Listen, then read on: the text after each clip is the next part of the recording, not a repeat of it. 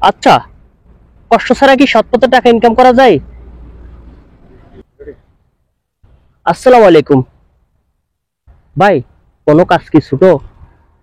তাহলে আমাদের সমাজে বর্তমানে যারা ছোট কাজ করে, যারা কঠিন পরিশ্রম করে, তারা এখনো বৈষম্যের শিকার হয়। আমার সোনার বাংলায় বৈষম্যের ঠাঁই নাই। বৈষম্য বিরোধী ছাত্র আন্দোলনে স্বৈরাচার সরকারের পতন হয়েছে ঠিকই, কিংবা আসলে আমাদের দেশ থেকে কি বৈষম্য দূর হয়েছে? আমি বলবো না। কেন? আমাদের মতন যারা হেঁটে হেঁটে কফি বিক্রি করে, যারা আপনার সিটি কর্পোরেশনের পরিচ্ছন্নতা কর্মী, তাদেরকে কখনো হেয় করে কথা বলে।